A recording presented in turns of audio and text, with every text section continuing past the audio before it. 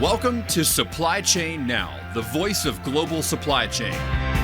Supply Chain Now focuses on the best in the business for our worldwide audience, the people, the technologies, the best practices, and today's critical issues, the challenges and opportunities. Stay tuned to hear from those making global business happen right here on Supply Chain Now. Hey, good morning, everybody. Scott Luton and special guest host Tony Sciarrotta with you here on Supply Chain Now. Welcome to today's episode. Tony, how are we doing? We're doing great. Every time I'm called a special guest host, that's kind of thrilling for some of us, you know. Thrilling. Hey, I like how you talk. We've really enjoyed our programming via the Returns and Reverse Logistics Leadership Series here at Supply Chain Now, which, of course, we couldn't do without our partnership with Tony and the Reverse Logistics Association, where he serves as executive director. Tony, we've had some great conversations, right? We have had so many in the last couple of lost years that have been going on, and we actually go back 3 years. And it's just it's a little frustrating to be out there alone, and it's so great to have Supply Chain Now being a second voice of the reverse industry, just talking about it at least consistently, because as you've commented before, it is important, and we just need to get more people to hear about it. So it's great. Well, we have a tremendous opportunity today to continue that track record. We've got a big show with a big guest. Howard Rosenberg with BStock will be joining us momentarily. So, Tony, we invite our listeners to stay tuned for a fun and informative conversation. Tony, are you ready to go with Howard? We're ready to go. You buckled up? Tight. Today it's tight.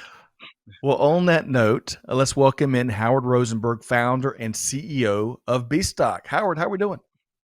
I'm doing great. Thanks for having me. Good to see you guys. Good to see you, Tony. You too, Howard. It's been a long, long time, and unfortunately, but looking forward to 2022 being a much better year, right, Howard? Absolutely. Well, on that note, so that of course there's for many 2021, despite the environment and despite some of the challenges and the unusual aspects of what we're fighting through, it's still been a successful year. And I love from the returns and the reverse logistics industry, we've seen a ton of innovation here, whether that includes companies like BStock or some of the other companies, Tony, you talk to day in and day out. But today, it's all about Howard Rosenberg, his journey, and some of the cool things that BStock's doing, as well as getting Howard's take on some of the things that this challenging year has taught us all. So, Howard, are you ready to get started here today? I'm ready to go. All right. Well, again, thanks for your time. Let's get to know Howard Rosenberg a little bit better here today. So we had a chance to chat a little bit pre-show. Well, I learned a couple of new things about you, including where you are now, but more importantly, where you grew up. So tell us, where did you grow up? And Howard, give us a few anecdotes about your upbringing. Sure. So I grew up outside of Boston, about 30 miles south of Boston, a town called Hingham. I actually moved there, I think I was around 6, 7, something like that, from Ohio, Okay. where I was born in Columbus. But grew up primarily there in Boston, in a nice little suburb. As far as anecdotes about my upbringing, I mean, I guess the most notable, I would say, or relevant would be that I grew up in a very entrepreneurial family. My father was an entrepreneur. My brother, I have an uncle who's an entrepreneur. His 2 kids, both entrepreneurs. So, sort of in my blood to do this whole entrepreneurial thing. And I guess despite having started in finance in my career, and I kind of always knew I'd end up sort of on the entrepreneurial side. One of the first things I did as a kid work-wise was working for my dad in his business. And his business was a shoe company. Okay. He sold large size women's shoes via mail order and retail. He had some retail stores. Wow. And while I don't think there was any connection, or I didn't draw any connection to this at the time, certainly looking back on it is interesting to me. and looking at how he thought about inventory. Inventory to him was always his biggest concern, and it was always what he was most stressed out about, because the inventory sitting there in the warehouse on the shelves represented the bank debt that he had used to build the business. It was Right. This was in the 80s, when bank debt was you just, that's how you built your business. You borrowed. Venture capital, at least for a company like his, was not a thing. And so the more inventory he had, the more debt he had, and vice versa. And so it was always, he was always thinking about, like, how do I minimize my inventory? How do I get rid of the excess? How do I not have it sitting in the warehouse? And so, yeah, that kind of, I guess that got a little bit ingrained in me, and at an early age. In fact, I later on, maybe in the very early in the internet, but a while back, maybe 97 or so, built him a website for his company. Really? And it turned out, Wow. it wasn't like a fully equipped e-commerce website or anything, but it was kind of an online catalog. And it turned out to be the best mechanism he'd ever found for clearing out his excess inventory. We put the thing up, and it was running for a few months. And one day he said to me, "Wow, I was walking around the warehouse, and all the shoes in this area that were just his, kind of the excess, they were gone." And he kind of didn't even realize it, because Wow. they were just sort of going out the back door via this website. I love that. So, So I got to ask a couple of quick follow-up questions before I pass the baton to Tony here. So Howard, first question, obviously in the 90s or so, you built a website you're talking about for your father, but back when you were still a kid there, growing up in Massachusetts, in your earliest days, what do you remember in those earliest days doing in his business? I was a warehouse worker. I was picking and packing shoes, sweeping the warehouse, and then eventually graduated to working he had a little outlet store in the corporate office. Again, just always needed a clearance outlet for getting rid of excess. So he had a little clearance retail store there in the warehouse, and I worked in that store. It was a typical shoe store. It's just that all the shoes were women's sizes 10 to 15. Right. Man, gosh, the lessons that offered, the kind of that well-rounded from warehouse to retail to eventually even the earliest days of e-commerce. One other quick follow-up question, almost related. You were born in Ohio in the Midwest, moved to the East Coast in your formative years in Massachusetts. Now you're out on the West Coast in California.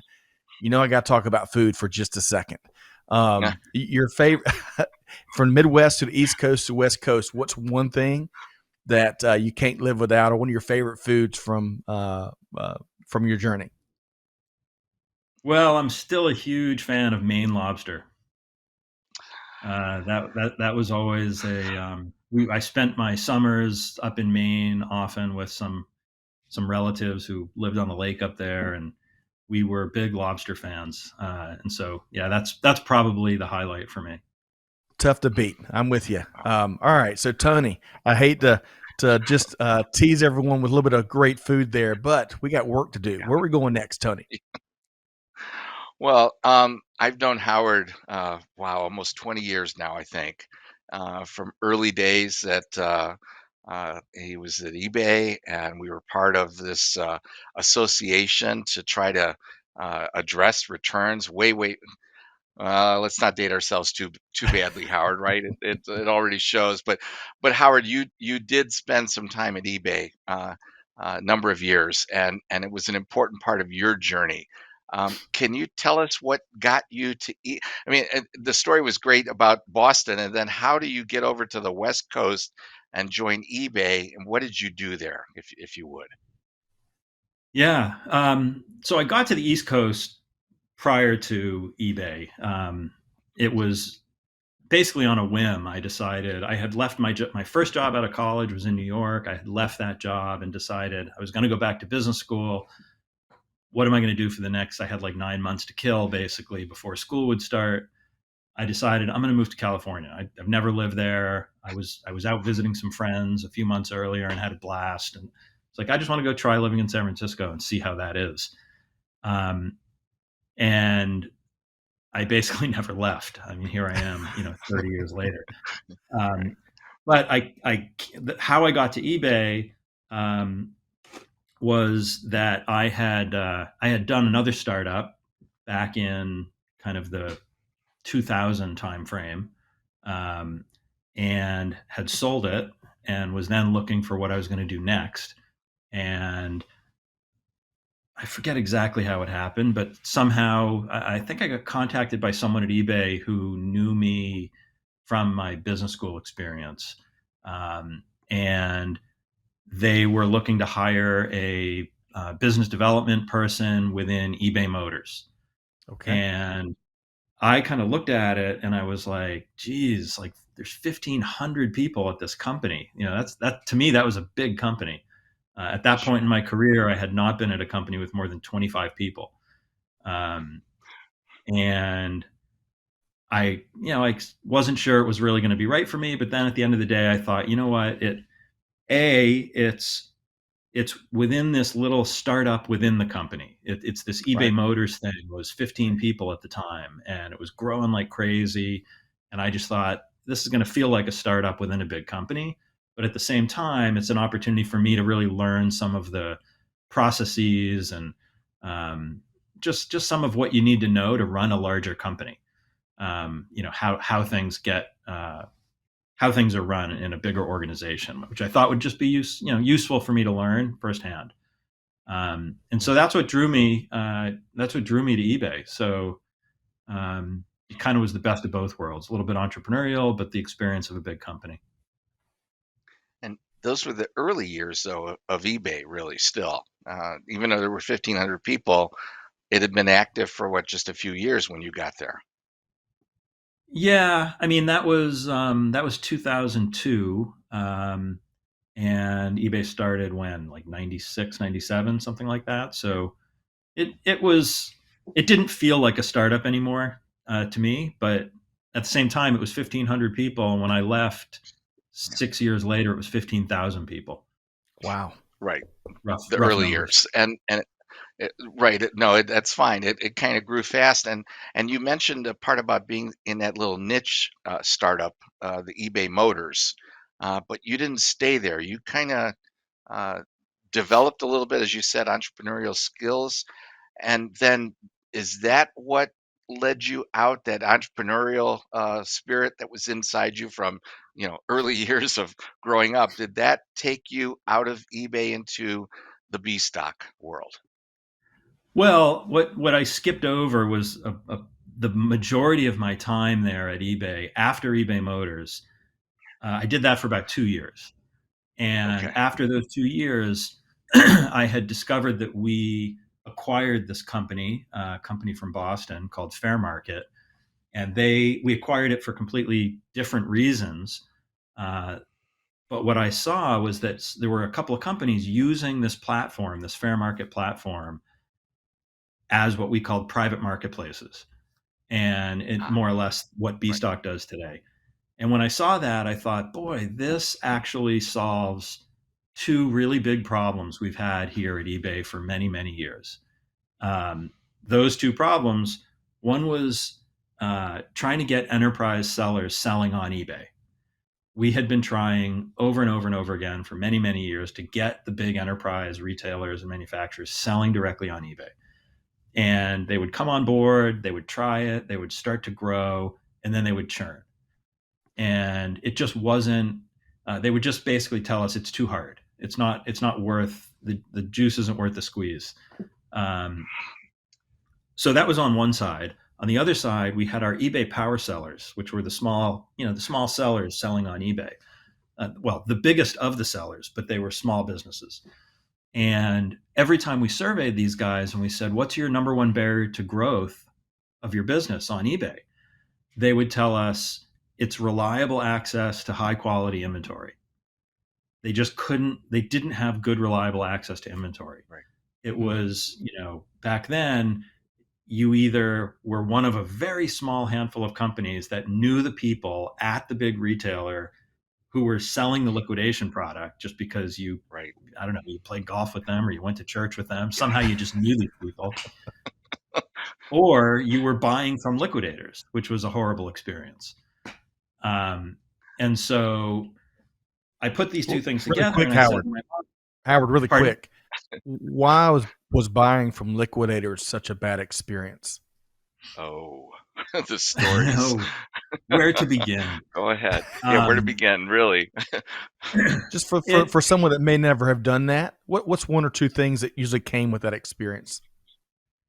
So it was, I would say, if you think about the sort of the stereotype of the liquidation, transaction happening in the alley back behind the, behind the building where someone has a truck and they like, look what's in the truck. It wasn't quite like that, but it was not very close. transparent.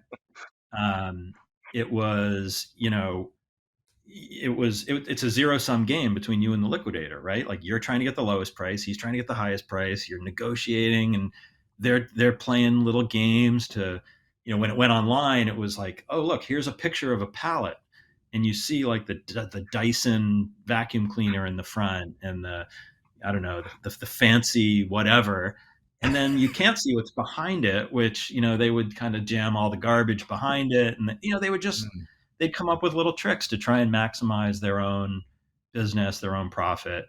You usually had to call somebody on the phone and like, hey, what do you have? And go describe that for me. And, it's not like just going down to the store and shopping the store and picking out what you want.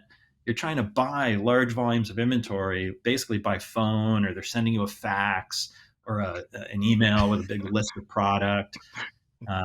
So it just was, it was very inefficient.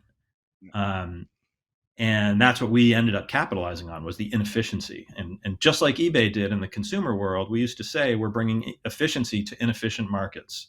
And that's what drove eBay's success. And we more or less did the same thing. And what I saw when I was looking at those two problems at eBay was an opportunity to do exactly that.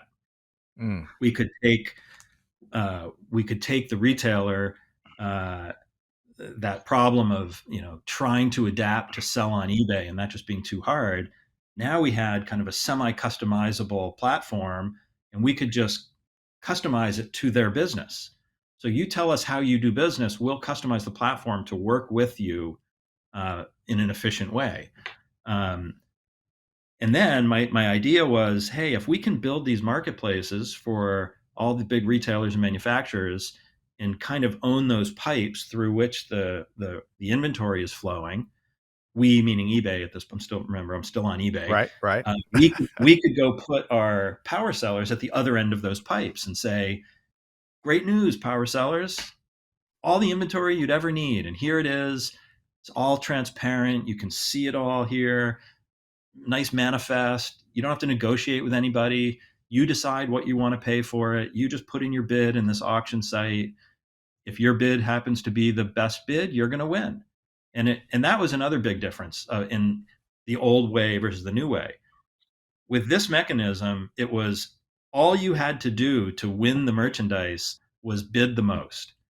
Whereas back in the old days, even if you were willing to offer the most money, there was no guarantee you were getting the inventory. Because the person who controlled the inventory might just favor one person over another for any reason. Wow. Who took me golfing this week? Okay, you can have the inventory. So it's really fascinating to kind of hear the wild, wild west before kind of the current day and the more forward-looking and better optimized approach at the current marketplace. So Tony, I want to get you to just quickly comment. I want to talk with Howard about BStock, what it does in those early days here in just a second. But Tony, comment on what you just heard Howard describe. I was there. I looked at that at Phillips, and to Howard's point, I will apologize and say there was fraud and illegitimate activities involved going on, which is why I was appointed the head of a returns management group at Phillips, because to Howard's point, it was who shook whose hand and what did you put behind their back for them and things like that. It was Mm. really a wild, wild west in the worst possible way. And those relationships existed from old school days, and we changed the world right then. We changed it at Phillips. Howard changed it at eBay and with BStock in terms of two parts. One is that manifesting. In the old days, you weren't always sure what you would get. Howard gave a good analogy of sometimes you use a big screen TV to hide the rest of the garbage that was in the box, or the Gaylord pallet. So it really was an unfortunate situation. And at Phillips, for example, we had over 200 accounts buying this stuff. When I took it down to 25, we actually collected more money for that stuff because they knew who they were bidding against, as Howard Mm. suggests, but they also Right. knew it was legitimate merchandise. So it really, those were early days of changing that secondary market approach, liquidation completely. And I'm proud of Howard and what we did at Phillips and what Howard did. I love that. A lot more transparency. The buyers, it seems like to me, and what I'm hearing, could trust the information we're getting, could trust who they're dealing with, and could really trust the process and the quality of what was at stake. So I appreciate both of Yes. y'all shedding some light on that. So Howard, exciting. I love what we've heard thus far. Your background, both from a family standpoint, of changing things and entrepreneurialism, to being a disruptor inside of a young but disruptive company, and how you still how that illustrated some problems that still needed to be solved, and all of that leads to the founding of BStock. So tell us more about when you started BStock, and in a nutshell what the company does today. Yeah. Yeah, I guess I strayed off the path of answering your question about how I left eBay. Like, what was that transition? To just give you that as I get into the BStock thing. Sure. I did this for about 4 years at eBay, and then 2008 hit, and what was going on in 2008, and the decision was made at eBay to basically put all hands on the core business. So there were a number of little businesses like the one I was running that were just going to be stopped, and we were just going to put everybody back on the core to kind of save the mothership. I didn't really want to be part of the mothership. At that point, eBay was 15,000 people, not my thing. I'm not excited about Right. working Different in a big strokes, company different like that. folks. Yep. Yeah. So it was towards the end of 2008 that eBay, everyone kind of, was not a big secret that there was a big round of layoffs coming at eBay as a result of the financial crisis. I sort of nudged my way onto that list to just make my exit at that point. And so that's how I ended up leaving eBay. As I thought about what I was going to do next, it wasn't obvious that I was going to start BStock. But I just saw from my experience over those last 4 years that this was a business. What we were doing was clearly going to be a successful business. We were creating so much value for our customers. Every one of them was telling us, "You're increasing my recovery rates by 50%, 80%, 100%. Like, this is amazing." And the buyers at the same time were super excited because they were seeing and getting inventory they never could get before. And all of a sudden, people were growing businesses and starting companies. And so it was pretty clear to me that there was an opportunity here, but it was like raining fire outside in November of 2008. And the idea of starting a company was still a little bit, I wasn't sure I could actually achieve that at that point in time. Obviously, it turns out that I could. I got together with somebody, a friend of mine from business school, who was a venture capital guy, and I just was picking his brain. I wasn't even trying to raise money. I was like, "Hey, do you think I'm crazy to start a company right now? Would I be able to raise any money?" And within about 10 seconds, he was like, "Yeah, we'll do it." And so at that point, I was kind of like, "All right, I guess I have to really consider doing this." So that's how I got started. That was January of 2009 at this point, I guess, Okay. when we kind of had a term sheet with an investor and we started working on our platform. And so now, to get to your question, what do we do? In simplest terms, what do we do? I would say at the simplest level, we help retailers and manufacturers make more money with their liquidation inventory. And we do that by operating marketplaces that are auction-based marketplaces primarily. We bring massive buyer demand. We put this inventory up in front of all these qualified buyers who are interested in the particular type of inventory. We use technology, we use data and analytics to optimize, and we let buyers compete for the inventory. And the result of that, really leveraging my economics background from college, supply and demand. And if you have enough of a buyer base, you are going to get the fair market value for whatever you put in front of them. And that fair market value happens to be far more than traditional liquidators pay these guys for their inventory. So that's how the system drives higher recoveries for the retailers. So one quick question. A moment ago, you used the phrase recovery rates when it comes to sellers. Can you explain that a little bit more? Because on that side of the marketplace, that's a really important metric and a really important driver, right? Yeah, for sure. Most of our clients measure their performance in liquidation via recovery rate. And what it means is the price they get for this liquidation product divided by either the original retail value or the COGS, cost of goods. Different companies use either revenue or retail or COGS. So if you have an item that would normally sell at retail for $100 and you liquidate it for $20, you get a 20% recovery rate. Gotcha. Okay. Excellent. And it's not just complete loss. You're getting something back for what those cost you to bring to market in the first place. So Howard, y'all have grown since that fateful lunch, as it were, I think, with a college buddy that was an investor. You're picking his brain, as you put it, and all of a sudden he saw the opportunity. It sounded like, and then y'all are off to the races. Y'all have grown dramatically since then. And if I heard you right, that was January 2009. Is that right?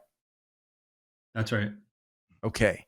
And so now here, as we're about to enter 2022, BStock has grown dramatically. You're hiring left and right. You're working with some of the biggest names on the Fortune 1000 side. But on the flip side, you're working with a bunch of small businesses and all points in between. If you can, describe y'all's growth a bit. And as a founder, gosh, you've got to be beaming. You got to be jumping out of bed each morning, huh? Yeah. I mean, I'm absolutely, I'm super proud of the work that, all our folks have done. And, it's pretty, I don't know, I guess it's sort of inspiring to me looking back at over the last, 13 years and seeing what we've accomplished. When we started, we sort of had, there were some 800-pound gorillas out there in the industry, and we kind of looked at them and said, "Oh, someday we're gonna be taking them on." And now they're all in the rearview mirror.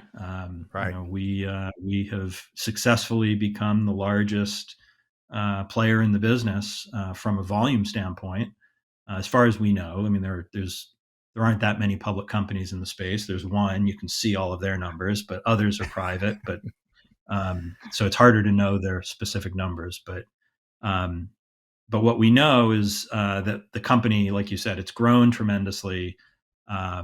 It's all thanks to the people we've hired and put around this thing.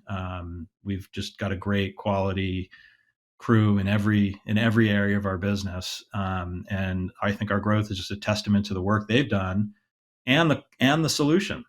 Just it's the better mousetrap, and we figured out a better mousetrap, and then that doesn't do you any good unless you have all the right people in place to take that out to the market and execute on it. Yep. And the nature of the problem, that you're solving, which is also good for industry. It's good for consumers. It's good for a lot of change that we're all trying to drive across industry. I'm going to ask you about culture next, a quick kind of on a somewhat related note. But Tony, before I do, your quick comment on what I'll call the rise of BStock. I mean, you've known Howard for quite some time. Your comment on what you've seen? Howard always had an important passion for this industry and for making a difference. And we knew that at Phillips, and we talked many times about doing things, but actually we stole Howard's idea and we did it ourselves at Phillips. So we were that impressed with what kind of business model that was. Like, we can do this, and I think electronics companies a little different. They tend to be able to do that themselves, the Dells and the HPs of the world. But Howard opened up a window. Uh, Keep in mind, this is early before the term sustainability was a big deal and the Right. circular economy didn't exist. And that's what Howard and BStock helped create and help manage and run every day. I'm just proud of that. We don't even think about this when we think about BStock or the RLA. We don't even think about the fact that we're not just making a difference for consumers and for companies, we're making a difference at the planet level. I That's mean, right. this is stuff that's not going into landfill, and that's, to me, a huge part of what drives us behind the scenes, right? I mean, Howard can be very proud, but he's not just proud of the volume that they generated, but the fact that this stuff is not being dumped in landfills, and it's helping, and the retailers love it. They love the solution that's being provided for them because they don't always know what to do with this stuff. We Right. hear that so many times, right, Scott? Even on some of the podcasts, the broadcasts, we hear, what do we do with this stuff? And Right. Howard and BStock have created an incredible solution that we love to see.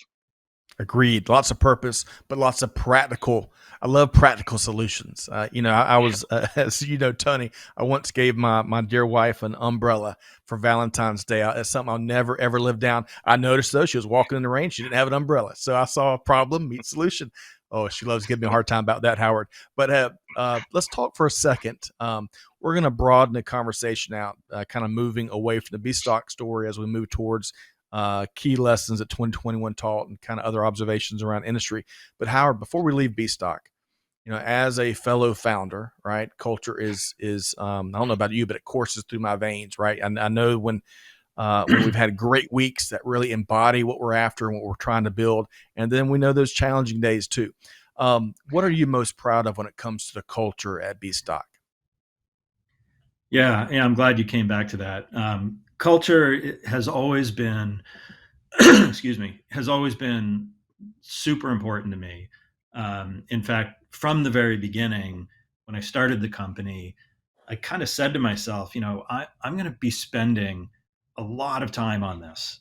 I'm going to be spending, I'm sure 18 hours a day, and it's probably going to be something I'm going to be doing 18 hours a day on for the next 5 to 10 years, right? I expected that it was going to be a long road, and I want to enjoy going to work every day. I want to go to work every day, and so I have to surround myself with people I want to be around.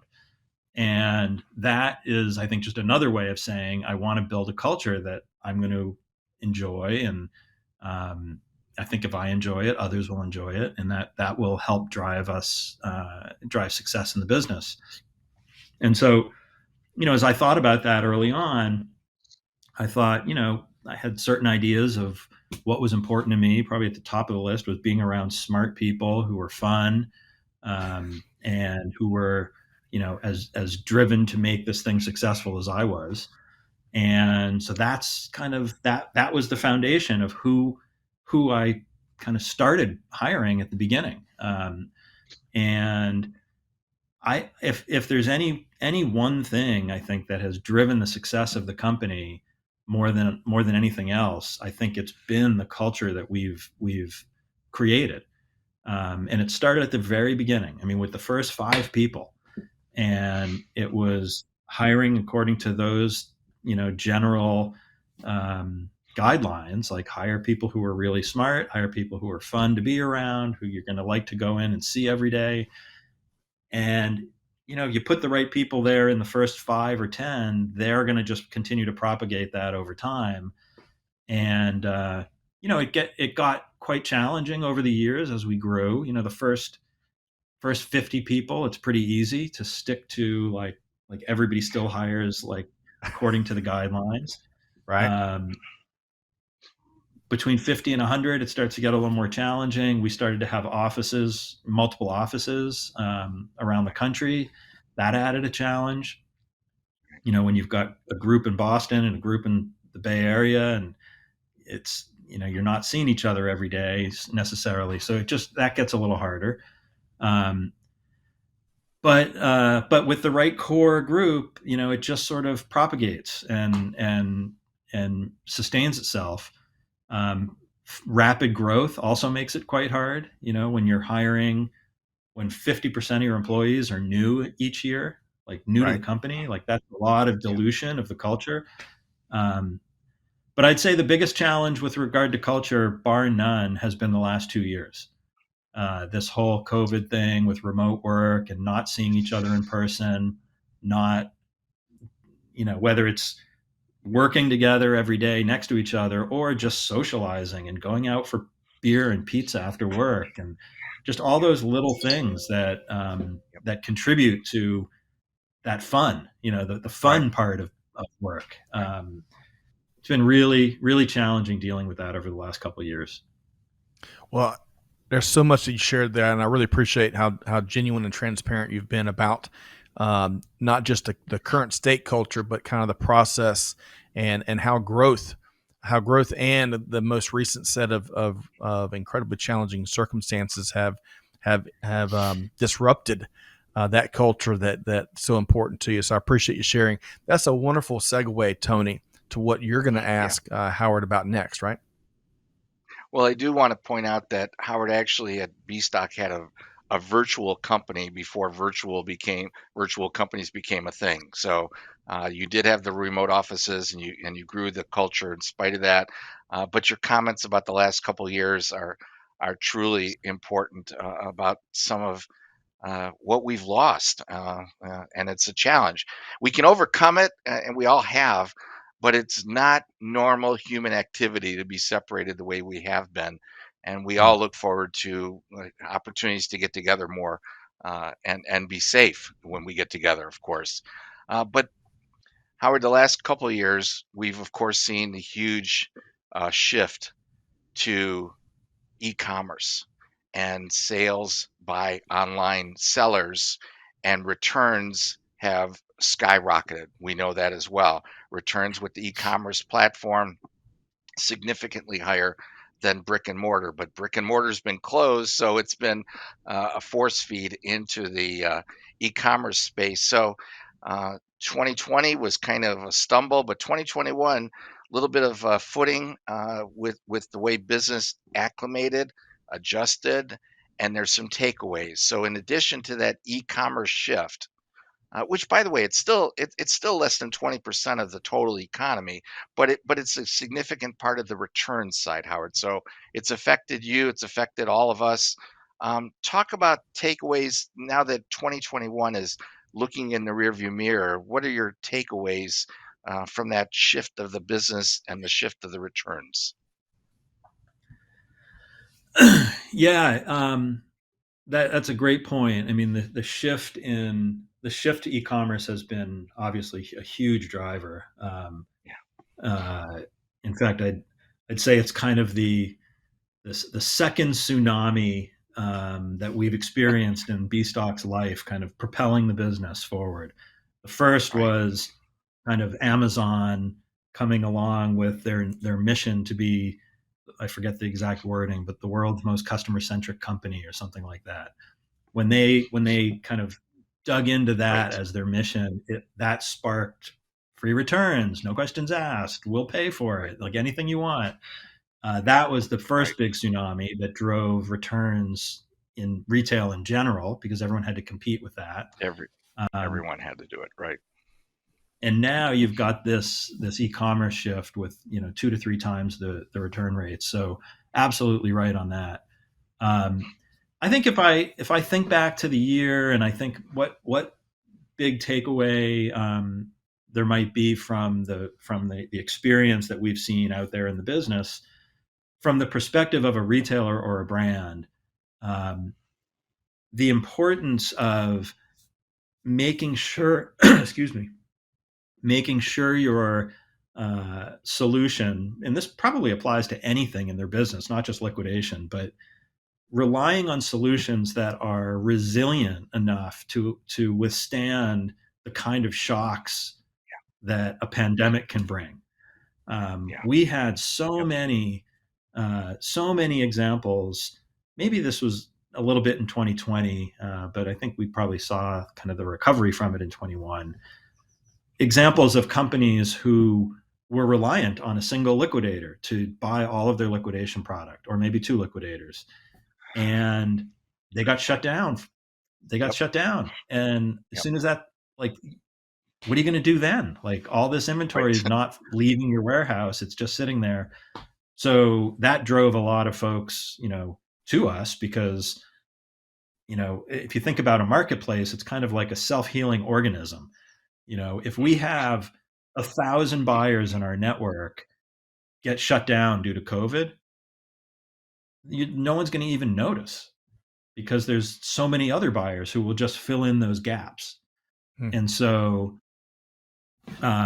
it really put a fine point to me on how important it is to make sure what you're doing, like, you have that kind of resilience in any mission critical piece of your business.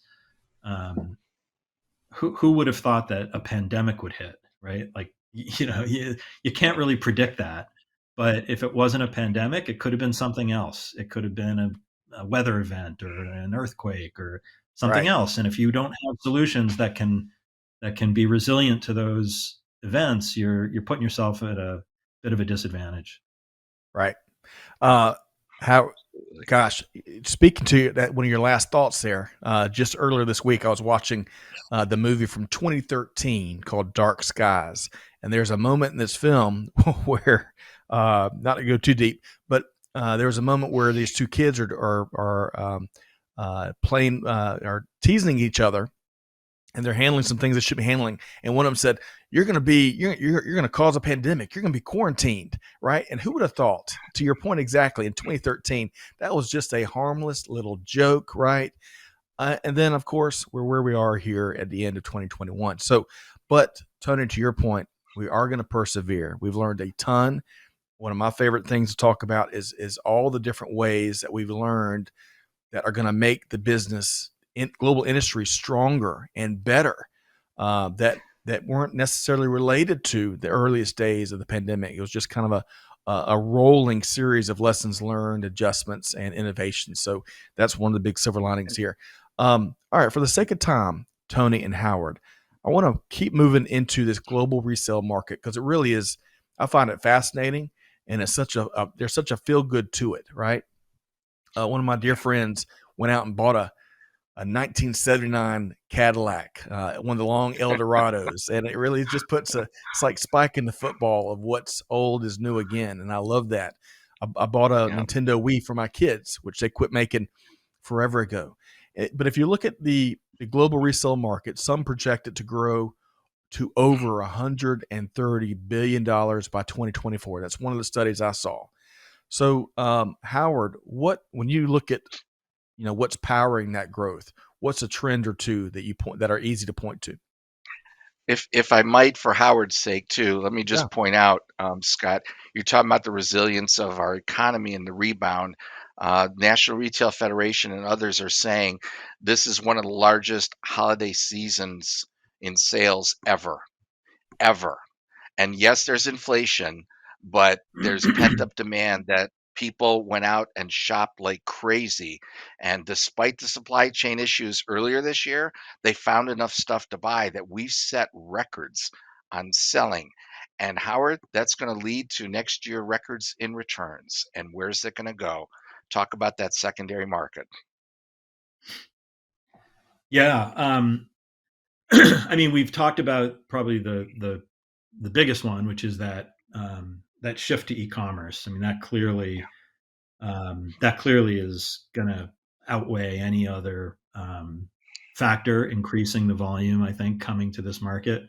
When you've got 2 to 3 times the return rates and it's growing at the rate that it's growing. I mean, we've probably seen 5 to 10 years worth of e-commerce adoption in the last 2 years. At the prior trajectory, like it would have taken 5 or 10 years to get where we've now gotten. So Exactly. that's definitely a big one. But there's other stuff going on that are maybe, I mean, they're certainly impactful and maybe a little more nuanced. But one, just thinking about it over the long term of how, since we've been in this business, the effect of us being in the market driving these higher recovery rates has been a gradual increase in the general recovery rate environment for this type of inventory.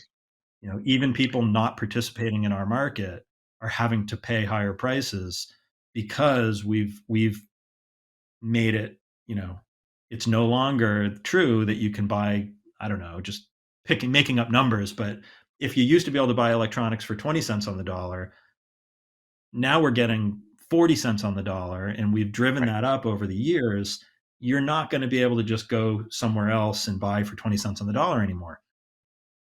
And so just the fact that we're raising that tide, we're raising the water level on the entire industry from a price standpoint, makes it economically more palatable and interesting for a company to consider liquidating something they might not have liquidated in the past.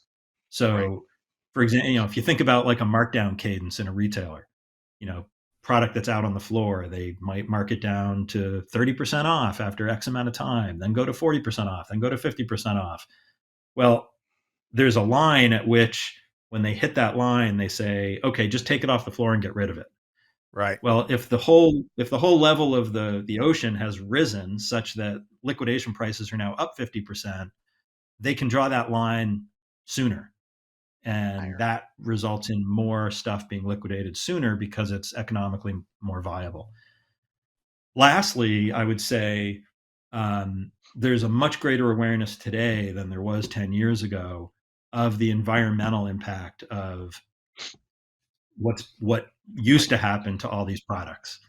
And we have clients in our roster today that used to just throw away all this inventory. Or burn hundreds and hundreds of millions of dollars worth of inventory thrown away. And now they don't.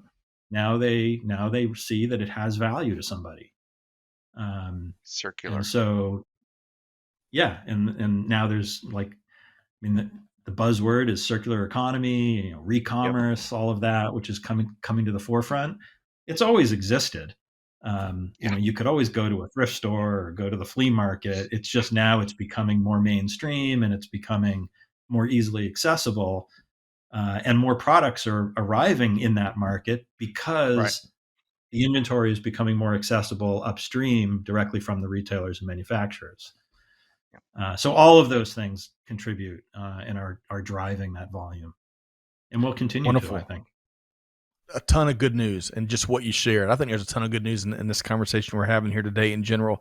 And I also love the demand we're seeing and the interest we're seeing across the consumer world in all of these products as well. Okay. So I want to pose this next question to both of you. Tony, you're kind of a guest host / pseudo guest here today. But I'm gonna start with you, Tony. Howard, rather. What would be one aspect if you're speaking to the consumer universe, the folks that aren't plugged into the reverse space or the return space, or maybe even global supply chain? What's one aspect of of returns and the returns world that you believe, Howard, may be the most misunderstood by consumers?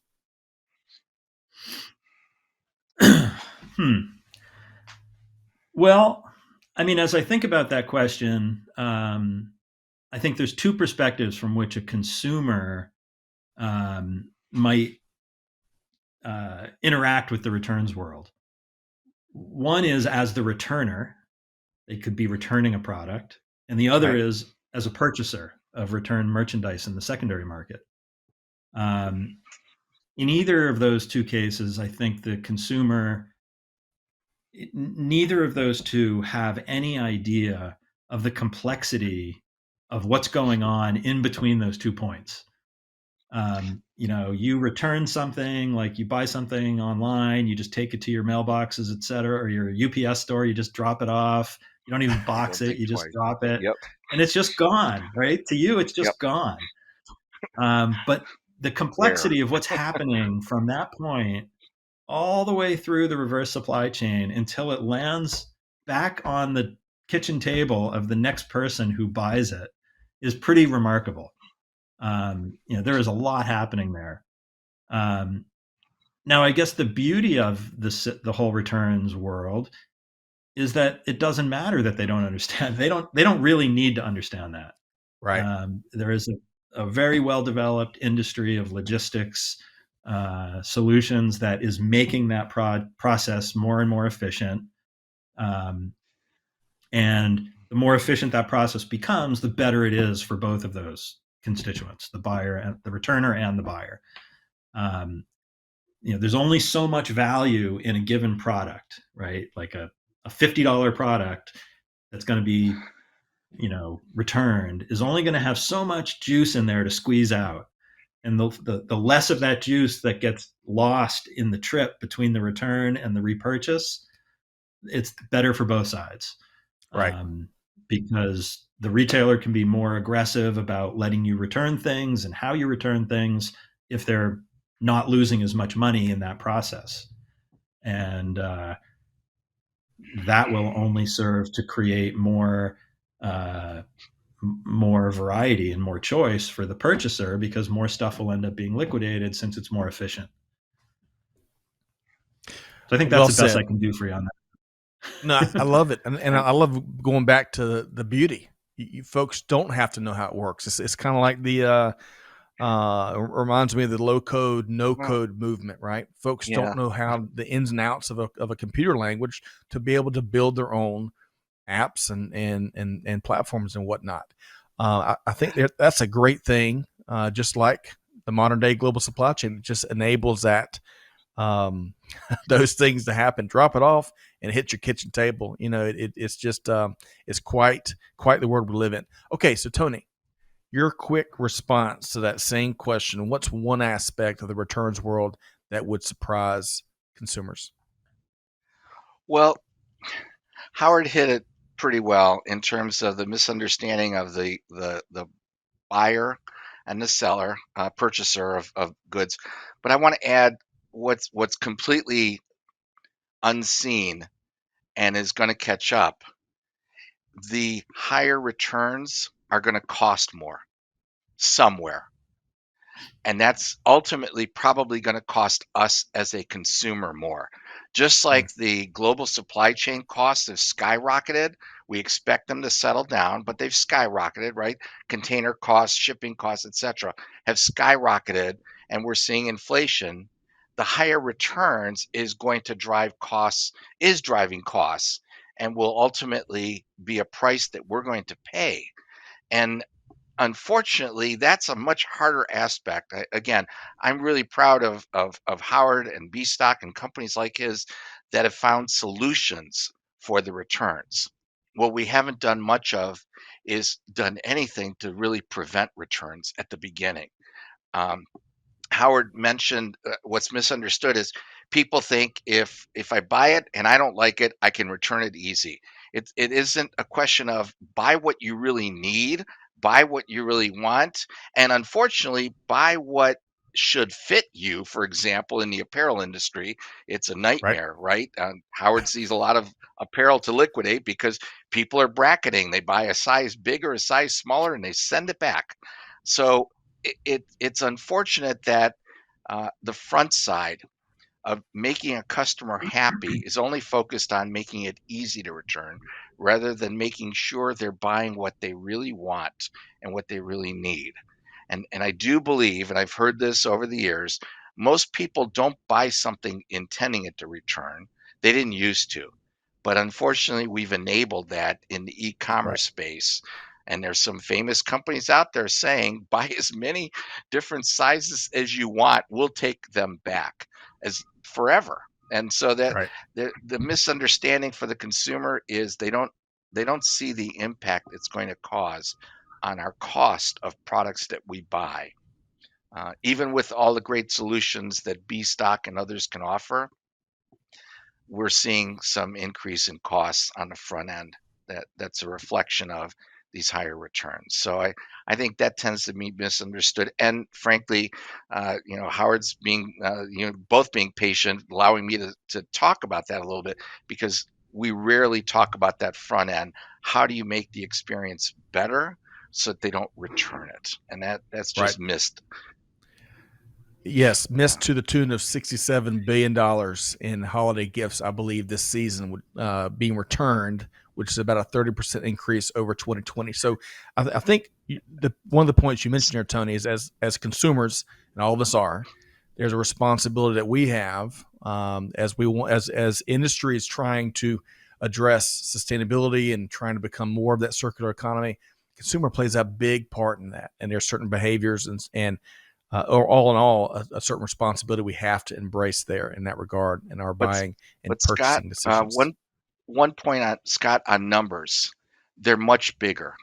I think if you were to check with, say, a Zach Rogers, who's focused on returns volume in the secondary market volumes, we're really more like 500 to 600 billion in returns in this country alone. And that's bigger than Walmart's volume and probably bigger than Amazon's volume. 5 to 600 billion in returns is Is that enormous, for the and some year, of it, though? Is that's that for for the the year. year? Okay. That's for the year. So You that, mentioned 66 billion for returns for holiday shopping right. alone, but it is more like 5 to 600 billion for the year for all new goods channels, and a lot of it goes back on the shelf. So I don't want to make it that it's 600 billion that could be thrown away, but it's enormous numbers that we want to make sure to say it's even bigger than the numbers we're saying so far. Wonderful. I love having a fact-checked mechanism as my shotgun partner here today. As always, Tony, I really appreciate that. But you bring that's important context and perspective, because it's not just a seasonal challenge that we're dealing with and offering solutions for. So that's a really important point. Okay. So finally, again, Howard Rosenberg, BStock. I really appreciate you spending some time with us here today. To as much as I enjoyed the BStock story, and as much as I enjoyed always talking returns and reverse logistics with Tony and the industry, I appreciate you walking us through, especially the earliest aspects of your journey, that that your family of entrepreneurs and some of those early experiences, and just what you were willing to, getting to that eureka moment where you identify what you wanted to do, what you really wanted to go after, and what you didn't want to do, and how fateful in a great way those decisions were. So Howard Rosenberg, how can folks connect with you and the BStock team? Probably the best way, people can visit our website at bstock.com, and you can always submit a contact us there if you want to talk to us in more depth. Also, people should just feel free to connect with me on LinkedIn. You can find me very easily, Howard Rosenberg, BStock. I'll pop up. Happy to connect with anybody. I'd encourage folks to do that. Wonderful. Well, Howard, I hope you and your family get a chance to enjoy perhaps some Maine lobsters here as we wrap up 2021 and move into 2022. It's been a pleasure to get to know you better, and thanks so much for carving time out. Howard Rosenberg, founder and CEO of BStock. My pleasure. Thank you, guys. Thanks, Thank Howard. you, Howard. All right, Mr. Tony Sciarrotta. Man, Howard, I felt like we need like a 6 installment conversation with Howard. There's so much Yes. more there, but for the sake of time, we had to keep moving forward. But what was if you had to point to one of your favorite parts of what Howard shared here today, just one? I got 18 pages of notes, but if you had to point just to one, what would that be? I think the fact that Howard took an industry nightmare and created a viable solution And again, since I saw it and I got to cheat and borrow some of his ideas and made a huge difference at Philips, I really appreciate that aspect of the vision. And sometimes I what I love about Howard is an industry thought leader who had this vision, and it just turned into a bigger tree than I think he even expected. And there's a lot to be said for the passion behind that. And again, I'm lucky. I've known Howard for close to 20 years, and we used to share some of this experience and ideas back when we were both on the RLA advisory board. Way back in the early years, and we were both frustrated by some of the things going on with the RLA in the early years, but we've turned that around. And Howard and BStock, not only industry thought leaders, but they've been very active participants and supporters of our association. And that means a lot too, as you know, Scott, because we need support. We need industry leaders to go out there and help talk about what are we doing? What can we do? The differences Right. we can make. The stories Howard shared were tremendous. So I'm really glad we Agreed. finally got them on live together with us, Scott. He's like And 6 more Wyatt Earp. chapters are needed. Yeah, we will need 6 more chapters. Agree with Howard. If we could talk him into sparing the time over the next couple years, we could write a good book, Scott. That's right. He's like Wyatt Earp, bringing law and order to the wild, wild west of returns, driving lots of change. But really, really quick, and I want to make sure folks know how to connect with RLA. But one of my favorite parts was just how, when he started talking about culture, how genuine and transparent and heartfelt his comments there. I mean, it was almost like it was nothing's changed. It's as important as it was to him in day one, when it was a infant startup business to where it is now. I mean, you can clearly the passion was palpable there. All right, so Yes. Tony, we've got the big annual conference coming up, the Reverse Logistics Association Conference and Expo in Vegas. Everything. In person. That's right, in person. It comes up in February. How can folks connect with you and the RLA? Everything that folks need is on our website. It is rla.org. And we're just about to post the announcement of making our members safer by asking for proof of vaccination or proof of a negative test. We're implementing a program following the lead of the other major conferences that are going on. We want our members to be safe and to feel comfortable. Las Vegas has been open for some time. Scott, you and I have been there together. It's a great city to have an event like this in. It's a great venue at the Mirage Hotel. We're expecting upwards of 1,000 people to be there in person. So there's a lot of pent up demand. People want to visit. And again, it's rla.org for everything you want to know about the Reverse Logistics Association, the upcoming conference, webinars that we feature with other industry thought leaders, not always people as good as Howard, but other industry leaders appear on our webinars. So rla.org. We hope to see them all there with you and I in Las Vegas in February. That's right. Y'all check that out. Check out rla.org. Be sure to connect with Howard and the BStock team. Lots of job opportunities there and lots of thought leadership and good disruption. And join us in Vegas in February. Looking forward to that, Tony. Folks, hopefully you enjoyed this conversation as much as I have. Tony, a pleasure to continue this returns and reverse logistics leadership series. And you're right, we don't always get a chance to meet legends like Howard Rosenberg, but hey, this is an important industry driving really important change across global business. Folks, if you enjoy this, you can check out Supply Chain Now wherever you get your podcast. Be sure to subscribe so you don't miss conversations like we've had here today. And beyond joining us in Vegas, Tony, look forward to that. Challenging all of our listeners to be like Howard, do good, give forward, be the change that's needed. And on that note, we'll see you next time right back here at Supply Chain Now. Thanks, everybody. Great. Thanks. Thanks for being a part of our Supply Chain Now community. Check out all of our programming at supplychainnow.com and make sure you subscribe to Supply Chain Now anywhere you listen to podcasts. And follow us on Facebook, LinkedIn, Twitter, and Instagram. See you next time on Supply Chain Now.